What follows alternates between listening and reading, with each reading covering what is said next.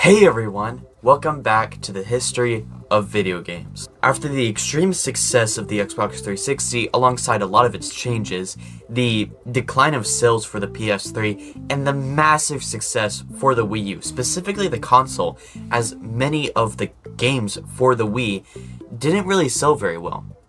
Regardless, the 7th generation of consoles were amazing. Motion controls were being rapidly developed on, and hardware for graphics was more available than ever before, and consoles were taking advantage of this. So, with the changes of the 7th generation, the 8th generation would also need to continue to change and be innovative in order to keep up with the times. And all of this started with the Wii U. Oh, god damn it.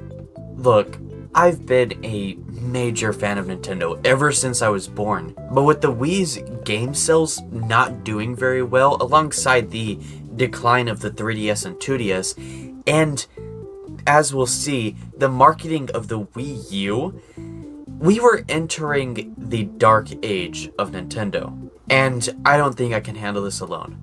Which is why I hired a therapist, and I have a therapy appointment right now. So, what brings you back now? More books? No, the dark age of Nintendo. Oh. Well, go ahead. Nintendo was back on top. The DS had done near perfectly and had the capacity to play interchangeable pseudo 3D games on a handheld. The Wii was marketed towards casual consumers and sold massively. But through all of this, Nintendo had one main issue. Casual consumers were only buying the consoles, not games for the consoles, with a few exceptions. So, with the next console, Nintendo would have to fix all of this without losing their primary customers. So, they made something new, something that combined both the Wii with their handhelds. The Wii U and the Wii U gamepad. Isn't that just a Wii? Yes, but it was a new console entirely. Nintendo was now known for the Wii, so they had to keep going with the brand. The system consisted of the Wii U console and a gamepad.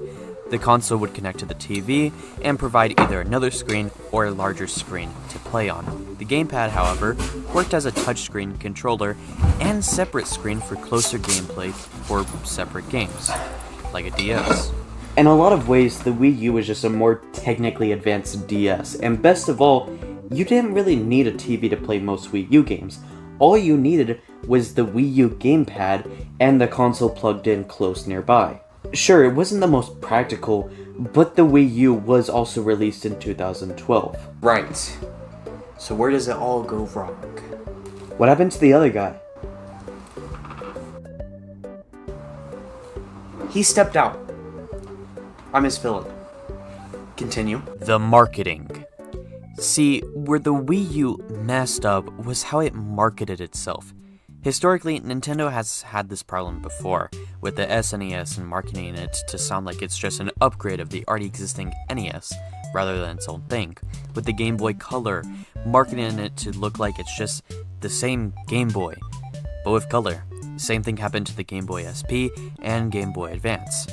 With the DS, as the future DSs were released, like the DSi, 2DS, 3DS, and their XL models, the marketing made it all sound like they're just different variations of the regular DS. Now, with the Wii, marketed to casual consumers who know very little about gaming, many people saw the Wii U only as a new gamepad and controller, not a new console. It was just another attachment for the Wii, just like the millions of Wiimote attachments. Because of this, the Wii U struggled severely. This led Nintendo to make some interesting choices for their console exclusive. 35 total exclusives, each worse than the last. From the cheap cash grabs of Dr. Luigi and Game & Wario, to the re-releases of Wind Waker HD and Twilight Princess HD, to the laggy and janky Sonic Boom Rise of the Lyric, and, of course, the horrors of Mario Party 10 and Mario Tennis Ultra Smash.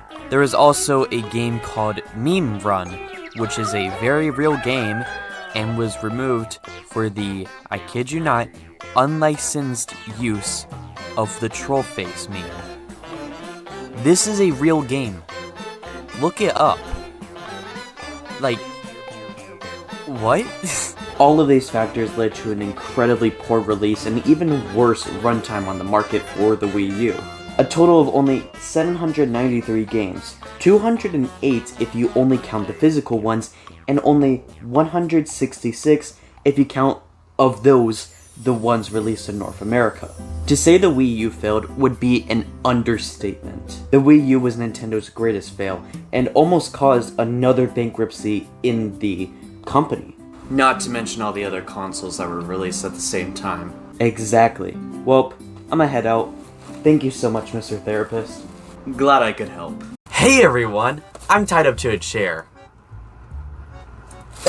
Anyway, time to talk about PS4. After the Wii U's release and downfall in 2012, the competition began focusing to the two other major parties in the console wars, PlayStation and Xbox. After the incredibly poor release of the PS3, many were hoping PlayStation would change and make a better console on release. These hopes would be answered with the release of the PS4, specifically made to be more affordable, developer-friendly, and with the latest and greatest graphics and processing power in the market.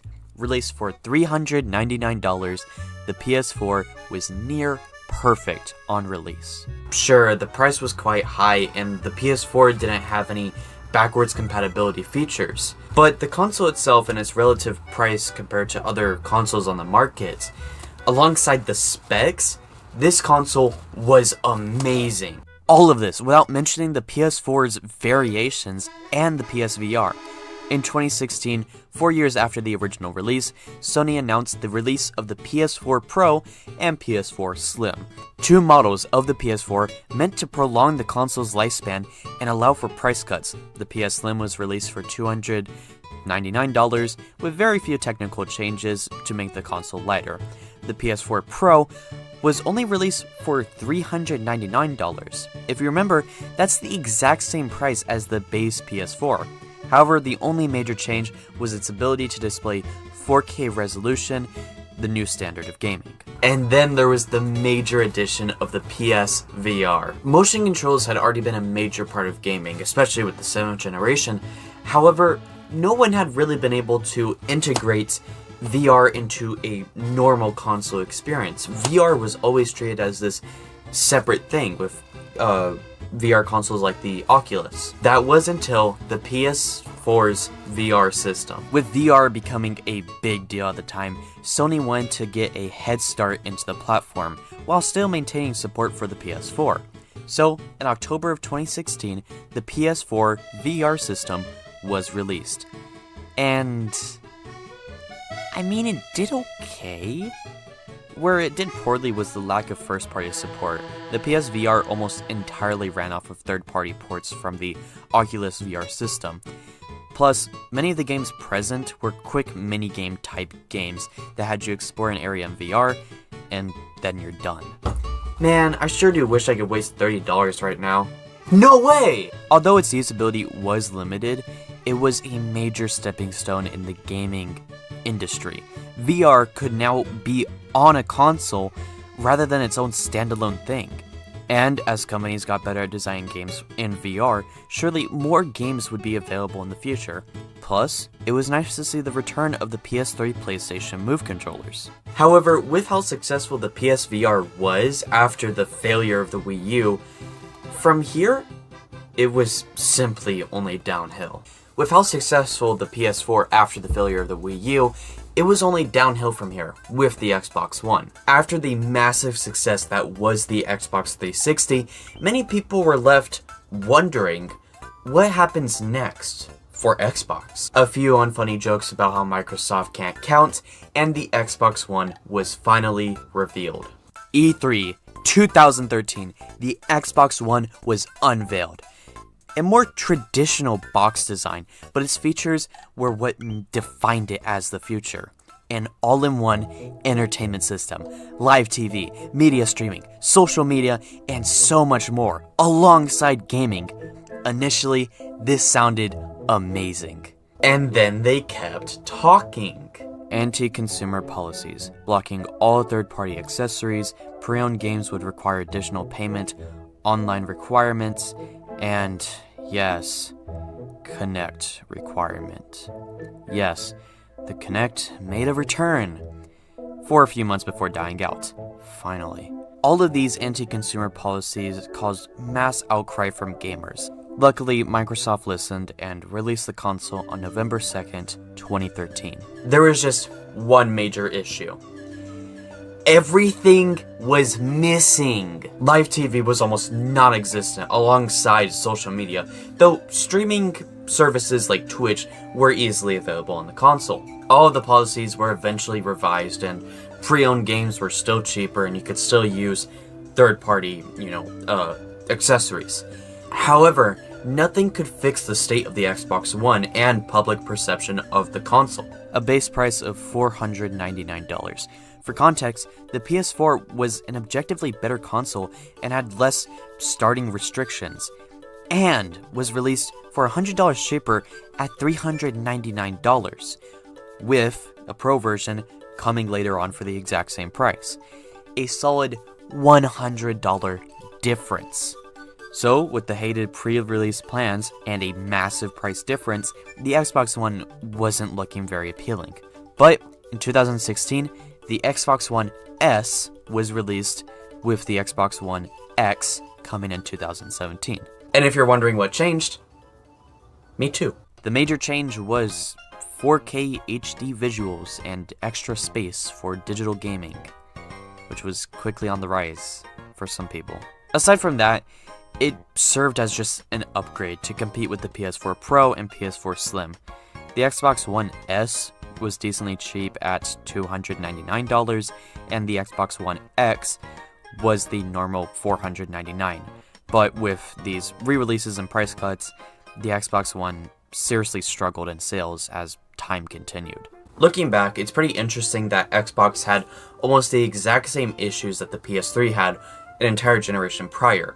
This pattern, as you'll see, does end up repeating a lot with the Xbox Series consoles and the generation prior with the Wii U. But with that, the 8th generation was over. The Wii U was a massive failure, but Nintendo still had enough money and resources from the Wii to pull through for a 9th generation console. The PS4 was all the way on the top with their VR system, and just how amazing the PS4 did overall. And the Xbox One redefined rock bottom after the perfection of the Xbox 360. So finally, in the next video, we will be discussing the modern age of video game consoles with the 9th generation. I've been Seb, and thank you for watching. Have a great day. This video is sponsored by me. I have a Instagram page, if anyone wants to follow and, I sometimes post like video updates and life updates, so if you want to see, what I'm up to or what I'm working on, go follow me there. It will be the probably first link in the description if you want to check it out. Thank you.